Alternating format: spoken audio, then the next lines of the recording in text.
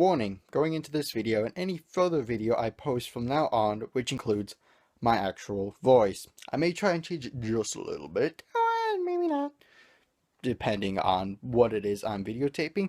I just want to let you know that this is not really how my voice sounds. My voice sounds a little different, so like I have a speech impediment or anything. Not that I have anything against anybody with those.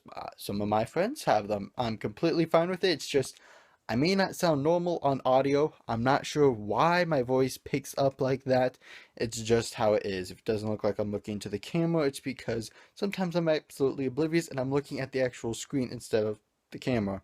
So if that happens, that's sort of just me. It's not you at all. I may need to turn your sound up, maybe down. It may sound a little staticky just because I'm using my iPhone because, yep, I'm not a technological genius and I really don't care at this point. So, warning, going in, I may sound terrible, but it doesn't matter because this is a Lego video.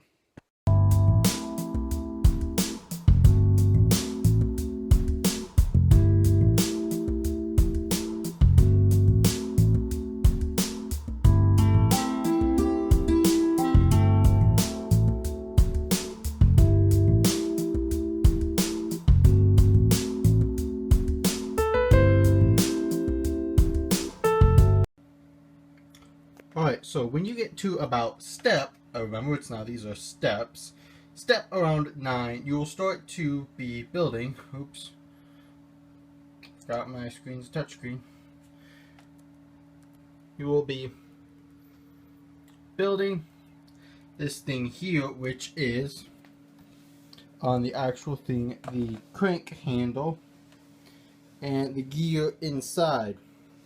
Now, I can make a recommendation is in fact the handle piece, which as you can see here is everything minus the axle, the stud, there is another yellow, not stud, but little axle separator, the gear, and then all of these cylinder pieces. Go ahead and make the handle crank. You can go ahead and do that, but then keep the rest of it mainly separate, only because it's a little hard to accurately judge how far the axle goes in and where to put this. If you want to put the axle into here with this stud, only because in a later step of putting this gear actually in, because it doesn't show it on here of putting it in, only because of the way this is made, there's going to be some complications around this area. So when you get to on step 9, when you're building this entire piece, only do about the handle, but then keep all of the pieces ready. I mean, you can build this cylindrical thing as well. It's really helpful too.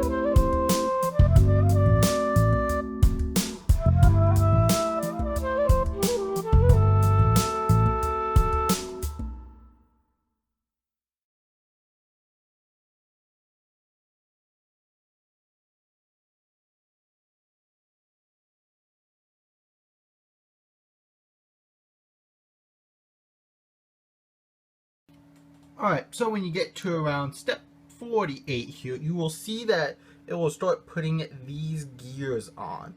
In which I'll start with this one and then do all of them with this big one being the last one. Now, if I can make a recommendation, don't put any of them on at all, basically. Basically, any of the little axles and the red pieces underneath, don't put them on yet. Only because it'll be a whole lot easier to do once you have these two taken care of. These two are a pain, and technically the way this is made, it's very tricky, and a lot of the pieces aren't actually where they're supposed to be. They don't fit nicely. So these four I would rate to do until you have these two in perfect position, in which I'll go into a later step. But yeah, when I'll go ahead and say it now, is this gear here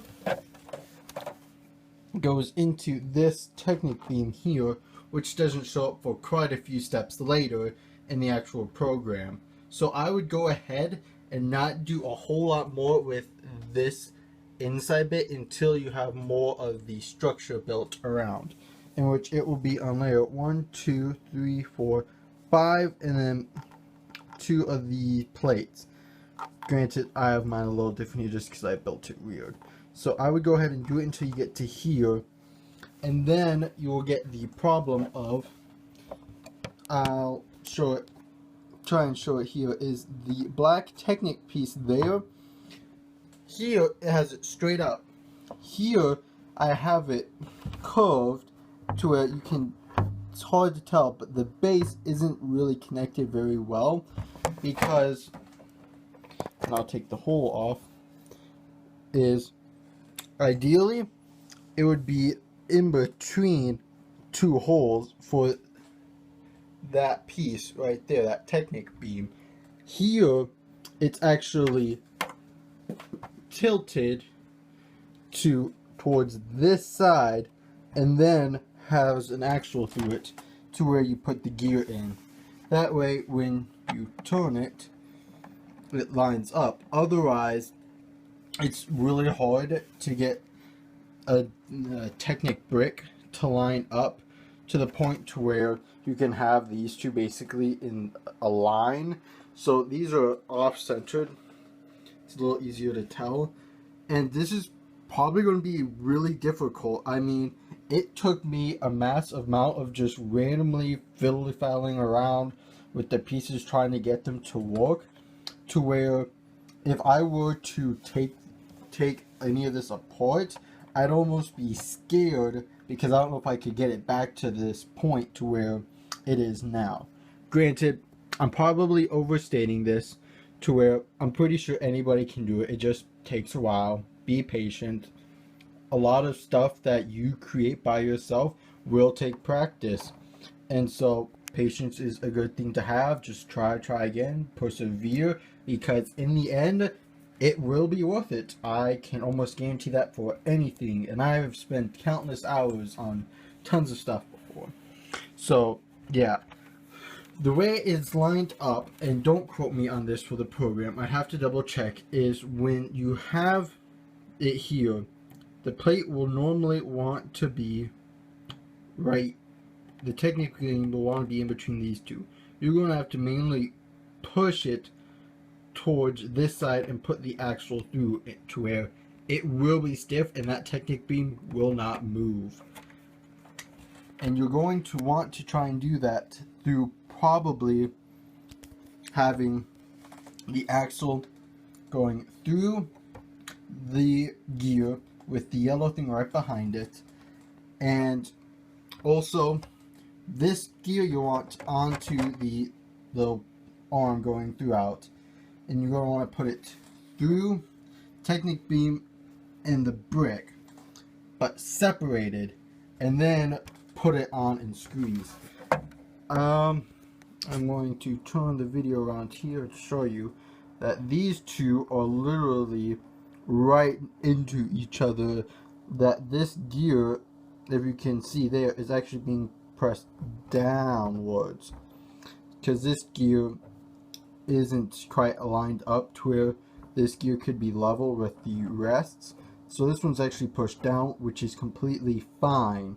Only because, yeah, the way this works is when you turn this axle, it turns the rest of these.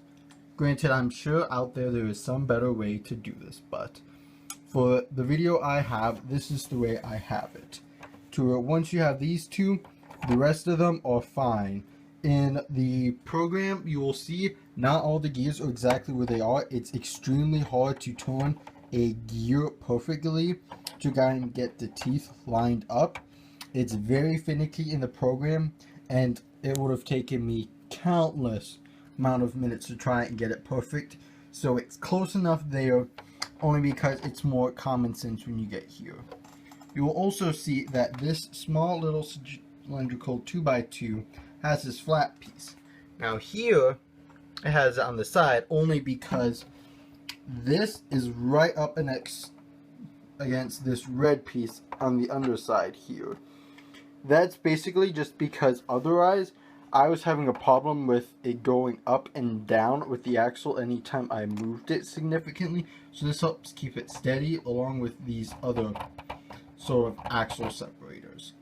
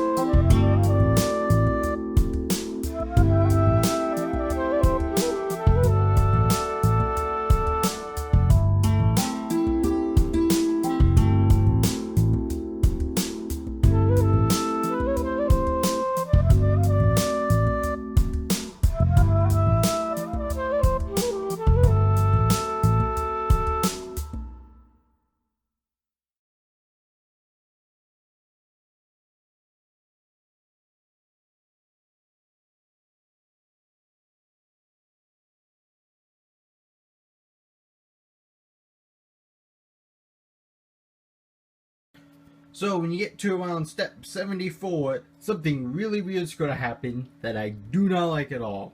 So I'm warning you right now, do not do exactly how the program has you do these next steps. Because basically what it's going to have you do is, even though the base of this isn't finished, it's going to have you start building the top of it, as you can see here, which is only even a partial to where I would not suggest doing this. Put it exactly on top like it's going to show you in a little bit. What I would suggest is go ahead and build exactly what it shows you here for the top, but do it off to the side so it is separate. This will make it a lot easier to try and build. Granted, it won't look easy on there the way they build the rest of it, but it's a lot easier in my opinion as to making the top and also the bottom of it. I will be posting 2 photos of each of those.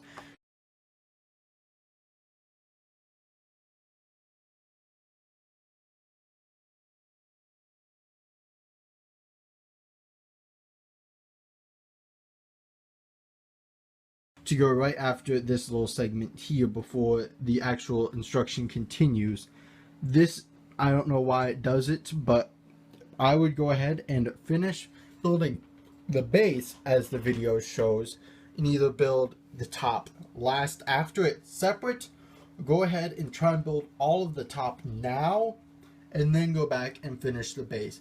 It doesn't really matter, but it will be a lot easier to put on and off when we get to that point.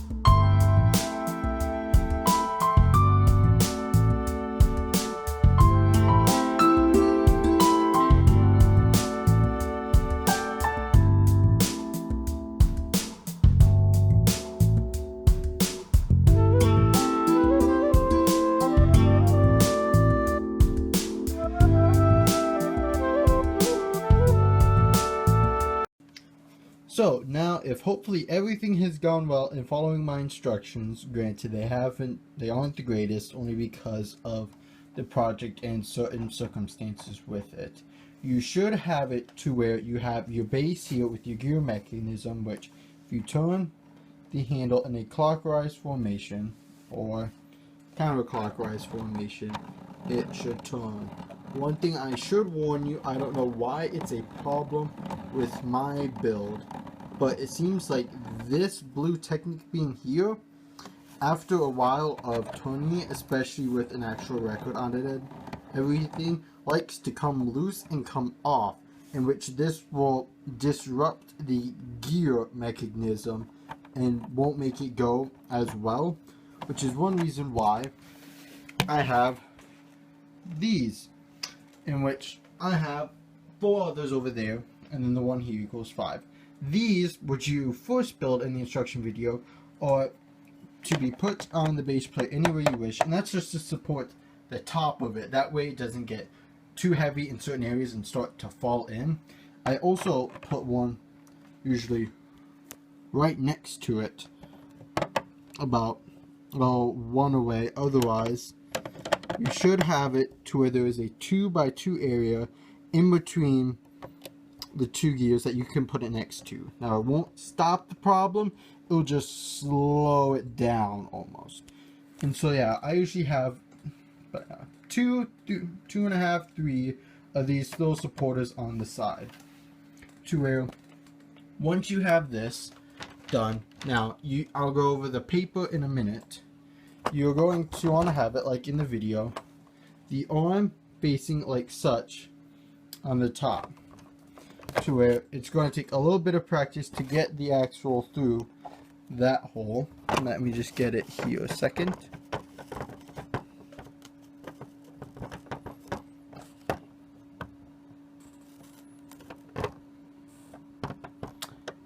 It does take a while. Even me, the builder of it, it takes a while to get it into the hole, and it will be frustrating. There we go. To where you'll get just enough out to where you'll be able to put this piece in. Now this is an axle connector, and it's very hard to try and see it, so I'm going to place it down there. Hope it focuses in or not. Now with this piece, you may actually have to test if you actually have a record you're going to use on this to test these out, because the record that I have was only able to fit on this piece through one way. I was only able to put it through this one end, and then it was snug. I couldn't put it through this end. It was just slightly wider by the smallest increment of measurement. So it's nice to know which end fits first before you put this piece onto here. That way your record will go on easily every time. Mine has a little circle on one half of it from when it was made, and that indicates to me that alright, so I was actually cut off there by my phone because apparently I did not have enough space to continue videoing because I had too much stuff in my photo library and had no space on the phone to continue. So please remember to check that if you have a video with your phone, because yeah, my video taking skills are the best. So yeah, when you put the top on, this corner of the top is what is going to go into the stud there on the 2x1 with the 1 stud, which will follow with the second to last stud on the other end fitting in which it should fit nicely. Now for the sheet of paper, I basically took a regular sheet of paper and made a cone with it, and then I poked a hole through this end and then taped it up, which is, I can get this without poking myself too badly. It goes through that 3 long sort of black axle piece, which yeah, the focus doesn't go very well on here. And it goes through that, and then has inside there that 1x3 Technic beam in there on top of it, sort of keeping it down, followed by another hole punched in here. Now I do have the paper taped in various spots. It does help sort of keep its shape. And now, as for the needle, as you can sort of see there, I used one of my mother's sewing pins. Please ask your mother or whoever it is, if they have one, to use it before you do it. And it's very hard. Alright, again, my phone cut me off because I did not have enough storage to keep taking a video on my phone. So as I was saying, it's very hard to see, but down there is the head of a white sewing pin. Now that is in the top of that black Technic sort of rod right in there, in which the one that is being used in it is the best one, sort of because the needle goes all the way through very nicely, and then the other end of it holds the head of the pin very nicely and very snugly, especially when you connect that 1x3 Technic beam in there. It sort of just keeps it nice and snug, that way it doesn't move around too much. And of course, for those of you who don't know, this arm does move, in which I will show you when I do an actual showing of it playing music. So to show you how this record player actually works, I actually have a couple vinyls or LPs or records, as some people call them depending on how old you are. And this is Vic Danner's Red Roses for a Blue Lady. And this I actually got at a thrift shop for about 50 cents to $2. Can't really remember. You can get them really cheap at, the thrift shops or any Goodwill, basically, that would sell these. Ask your parents or grandparents. They may know someone or may have some yourself. So, hole on the record goes onto the black rod. Now, and feel free to push all the way to where it's pretty flat.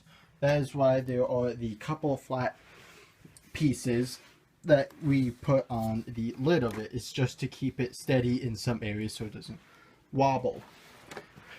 Alright, so for the crank, it's best to have it on an elevated surface. I'm going to be using my chair, and the needle, I'm going to put it on the first track just because that is the track I know best. It's one that my grandpa plays for his Good Medicine band. And so, it'll take trial and error. It'll be time and time again that you may have to try and get this to work perfectly. But, if everything works properly, you should be able to turn the crank clockwise, and looks like mine is not working for some apparent reason. Let me look at this a moment. Alright, so I actually had the record pushed on there too much. So if we try this again, place the needle on the first track and turn the crank. Now if you hear this noise, that is what I talked about before, in which the gears have pushed themselves out of a line, and you will need to fix that if it makes this noise turning it clockwise. It may still actually work counterclockwise, pushing it if you don't have the needle on. Not sure why this is, but I only do about once or twice, then you will need to fix it. Alright, take 2 here. We're going to try this again, and hopefully everything should work. And